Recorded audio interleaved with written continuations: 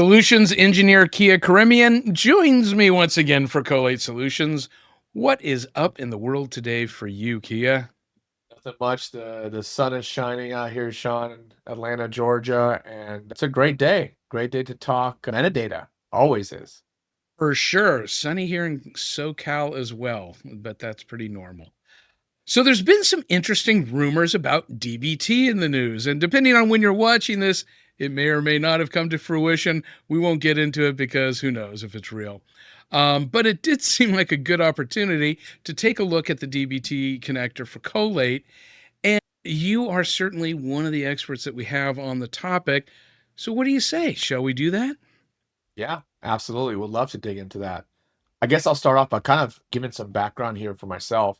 I was on the professional services team at Alation, which is a direct competitor of ours. But while I was there, I was able to learn a lot about DBT, how we ingest certain models from DBT, snapshots, things like that, what is capable of coming through manifest files and things like that. So, that's why this was one of the more intriguing, solutions for me because we're setting up essentially a pipeline that'll bring in a whole nother layer of enrichment, of curation to metadata.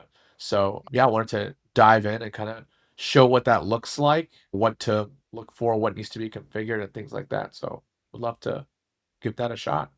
Yeah, cool. And then while you're sharing, maybe during the process, you can talk to us about DBT Cloud versus DBT Core within this context. Yeah, absolutely. We support both. Collate does support both DBT Core and Cloud. They are set up a little differently. The DBT Cloud is more of a traditional connector that we have that you install and configure. The DBT Core is more of a ingestion workflow that you set up. Both are heavily documented in our documentation, so easy Okay. to look for. But I want to kind of start also with an overview. I know if you're watching this, you may just want to get straight to the meat of what am I looking at, where I need to go. But real quick, DBT is used as a pipeline tool. Some organizations use it as an ETL tool. Some organizations use it as just another layer of metadata. But mainly, you're connecting to certain sources or tables in lineage, or just providing more descriptions, tagging owners, things like that. So, just want to give that background here. But with that, I will share my screen. Like usual, I kind of want to show what it looks like in a Collate landscape, okay? And how you can tell there's DBT involved. So here I'm at a Redshift table, a customers table that I always use just about for everything. And Oh, yeah. come to see in between two tables, we have this little node right here. This signifies a pipeline tool in between these two tables that helps Ah, this table either translate to this one or build this one out. And this is how you can see if I were to click on this and it had a SQL query involved, it doesn't in this aspect. I added this just for this presentation, but if you see, you have the SQL query here that shows what it took to get from one table to another. If okay. it was a pipeline tool, it'd just be a usual SQL query, right? You'll see a SQL query that built this view or this table from this one.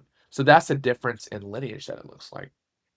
Now I have Okay. this tab open right here as well that shows, okay, so now we're in a DBT service.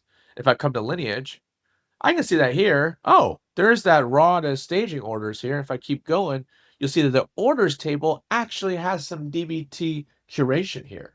So just something Ah, to look at and see, okay, well, getting more visibility here from a lineage perspective. I'm seeing end to end from my Redshift tables to this Tableau data source, but I'm also seeing, well, this table right here has DBT metadata involved. If I would go in there into this table, I can see there's a cool little DBT tag here. yeah. And the visual representation there with having the logo, it just makes it very quick to see that it's right there. Absolutely. So here we can see a nifty DBT tab that we can see exactly what queries were pulled as from this model right here. So we can pull SQL files and things like that to better associate to our data assets. This is all just FYI, automatically pulled as part of our ingestion process for the DBT connector. So let's go take a look at what that looks like. If I Okay. go to That my was going to be my board, next question. yeah, let's go to pipeline. And I'm going to go to my DBT cloud. We'll go to that service. We are just on this page earlier. Go to connection. and we're going to enter a connection. I'm going to show you what it takes to set this up. So of course we have our host, our Discovery API URL, account ID, and any tokens we have that are associated with it. And this is what we use to pull the right manifest files and whatever else it takes for that connection. Now, with this, we go to our agent. There's only one agent associated with pipeline services, or at least DBT, and that's metadata agent. Why?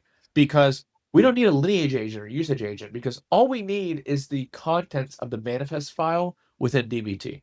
It's because that provides everything, whether it's the metadata manifest file that gives us the models, or the test cases manifest files, which I'll get into here in a sec.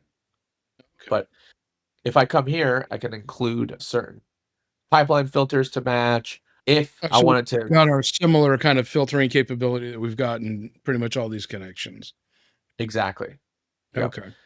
Yep. And I would be able to specify the database services if I had some additional ones here, if I wanted to connect that lineage there. So a Okay. lot of different configurations here, but yes, they all look relatively similar, don't they?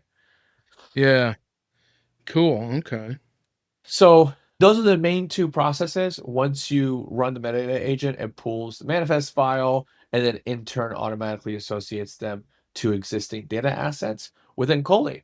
This is DBT Cloud, and DBT Core, like I said, is a little bit more involved from a configuration standpoint. You will need to call out the location of your manifest file, whether it's your regular metadata one or your test case one. So I mentioned you can call out a test case manifest file because in Collate, we can actually import your test cases to be able to run them within Collate from DBT. That's handy. Yeah, definitely. So it helps, build out your Collate platform even more with your existing test cases. So you won't have to duplicate that work. Yeah, you don't have to leave. You're not looking in multiple places. It's all happening under one umbrella. Very convenient. Exactly. Yeah. So yeah, that's a DBT pipeline service in a nutshell. So we've seen how it's used, how it's implemented from a lineage standpoint. You can see that not only does it show as its own entity here in this lineage diagram, but you can also see it show here.